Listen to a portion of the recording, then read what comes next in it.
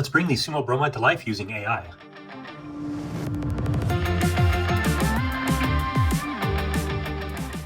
Hi everybody, thanks for tuning in. Wanted to do something fun. I picked up this set of 19 Bromide photographs about 2 or 3 months ago. And it was really interesting. These were issued in 1965, maybe 1968. And they show each of the Yokozuna that were born in the 20th century up to that point. And so there was 19 Yokozuna that were actually born in the 19th century before 1965. So about that 65-year span. And so this set was produced, unknown manufacturer, but each of these Yokozuna have a card in here. You can see these are all matte finish, so very, very common in the 1960s to have this finish. Looks like they were put in some sort of photo album. You can see that glue that they used to have to stick in the albums. So somebody did that and pulled it out of there. But what I'm going to do is I'm going to highlight each of the Yokozuna with a brief little bit of history, and then I'm going to use AI to bring them to life. So stick around and see what we get using a little bit of technology. Yokozuna Tamani Shiki was the first Yokozuna to be born in the 20th century. He was born in 1903 and entered sumo at the age of 13 against his parents' wishes. But because he wasn't tall enough, didn't make his official tournament debut until 1920. He stood only 5 feet 8 inches tall, but weighed 298 pounds. He was famous for his hard training and strong character. Tamana Shiki died in 1938 at the age of 34 after an appendectomy. Yokozuna Musa Sheyama was a tall wrestler at 6 feet 1 inch tall. He was very handsome with strong arms and a powerful frontal charge. He entered sumo in 1925 and promoted to Yokozuna in 1935, but had many poor performances. Musa Sheyama wanted to switch his career as a heavyweight boxer, but changed his mind and instead retired from sumo in 1939 at the age of 29. He died in 1969 at the age of 59.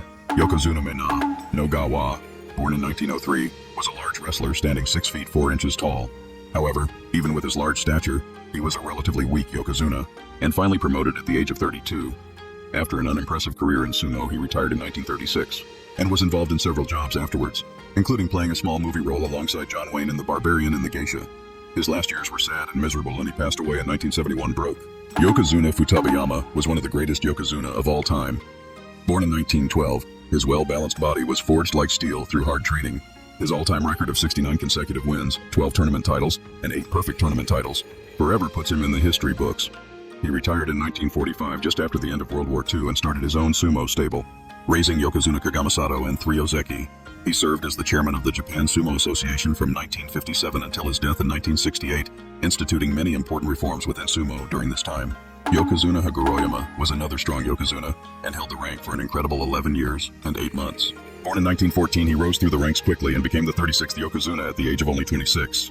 His body was extremely tough and he was very powerful due to his rigorous training routine. He won 7 tournament titles and helped sumo survive the post-war era. Retiring in 1953, he also helped Futabayama reform the Japan Sumo Association before passing away in 1969 at the age of 54. As sumo wrestling's 37th Yokozuna, Akinumi was better known for stopping Futabayama's 69-match winning streak than he was for his prowess in the ring. Born in 1914 and promoting to Yokozuna at the age of 28, he went on to only winning 1 tournament title. He was not strong and eventually retired in 1946, but left the sumo world completely in 1955 over a disagreement with the Japan Sumo Association chairman. He ran a group of restaurants until the late 1960s and was the national 3-cushion billiards champion for 6 years in a row. Akinumi died of heart failure in 1979 at the age of 64. Yokozuna Terakuni was a big-bellied wrestler standing at only 5 feet 8 inches tall, but weighing a massive 355 pounds. He was the youngest wrestler to ever promote to Yokozuna at 23 years and 6 months until Taiho broke the record 2 decades later. Born in 1919, he rose through the ranks quickly, but suffered from knee trouble and diabetes, which limited him to winning only 2 tournament titles. He retired in 1953 and held several positions in the Japan Sumo Association before passing away in 1977 at the age of 58. Idayama was the first post-war Yokozuna and was a better Ozeki than he was a Yokozuna. In fact, he held the Ozeki rank for an incredible 9 years and also holds the worst win-loss record of all time for a Yokozuna. However, Idayama helped internationalize sumo after he retired and was an outstanding sumo diplomat. He is best known for bringing American Jesse Kuhaulau, better known as Takamiyama, to Japan in 1964 and training him. He died in 1971 at the age of 57. Azuma Fuji was the first Yokozuna from Tokyo, as well as the heaviest at 373 pounds. His frontal forcing tactics were so strong they were called angry waves yori. However, he was inconsistent, erratic with his sumo. He was very popular and admired by Make Rikishi, but shortly after he retired in 1954, he quit sumo altogether and joined pro wrestling at the request of Rikidozan. Azuma Fuji later became a sumo commentator and even ran a loan company. He died in 1973 at the age of 51. Chiyonoyama was the first Yokozuna from Hokkaido and was tall with a muscular physique. When he did Tsupari, thrusting, he was very strong, but when was forced to fight on the belt, he was surprisingly weak. After Chiyonoyama retired, he formed the Kokonoe Beya and trained future Yokozuna Kitano Fuji and future Yokozuna Chiyono Fuji. However, he died in 1977 at the age of 51 from cancer and never got to see Chiyono Fuji's promotion ceremony. Kagami Sato was the only Yokozuna ever trained by the legendary Futabayama. He was the first Yokozuna from Aomori Prefecture and weighed an impressive 364 pounds with a huge belly. He won 4 Yusho all with a 14-1 record and had an imposing way of doing sumo. He retired at the age of 35 and set up his own sumo stable. Kagami Sato was one of the oldest Yokozuna to ever live, and he died on February 29, 2004 at the age of 80 years old. Yoshibayama was born in Hokkaido in 1920 and joined sumo in 1938. In 1942, he joined the military for 6 years, spending much of his time in China, before returning to sumo and eventually getting promoted to Yokozuna at the surprising age of 33. However, despite his imposing physique, he never won a tournament as a Yokozuna. Yoshibayama took over Miyagi no Beya after he retired and passed away in 1977 at the age of 57. Tochi Nishiki, born in 1925, created the first post-war golden age of sumo with his rivalry against Wakano Hana. He represented modern sumo with quick movements, and he received the technique prize a record 9 times. Tochi Nishiki eventually won a total of 10 tournament titles. He retired in 1960 and took over the Tochigiyama stable before being elected chairman of the Sumo Association in 1974. Tochi Nishiki died in 1990 at the age of 64. Wakano Hana was one of the most popular rikishi of his era. Born in 1928, he entered sumo at the age of 18. His keen concentration gave him the nickname Devil of the Doyo.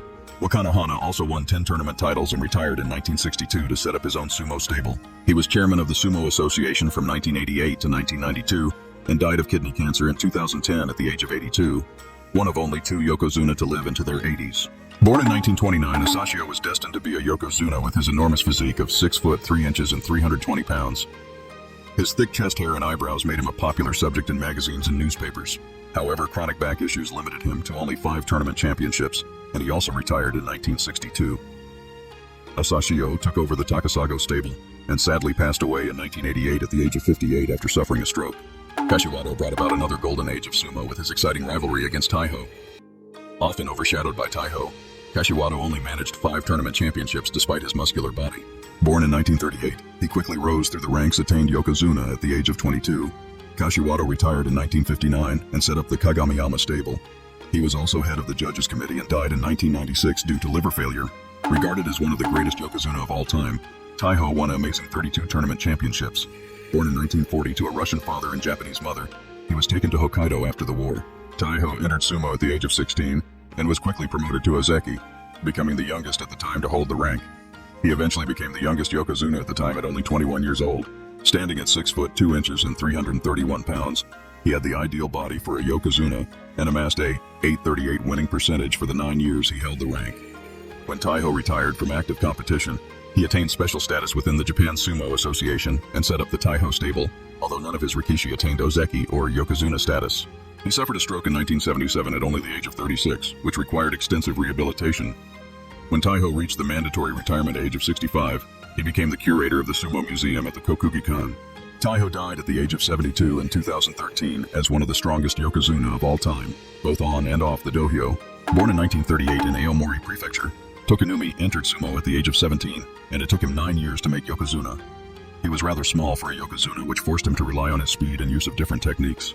His performance as a Yokozuna was very erratic, and he gave away 33 kinboshi owing injuries and pressure to his poor performance. He stayed in the Sumo Association after retiring and took over Kasagano stable. He died in 2021 at the age of 82. Satonumi was an average Yokozuna with just 6 tournament titles and held the rank for a little over 3 years.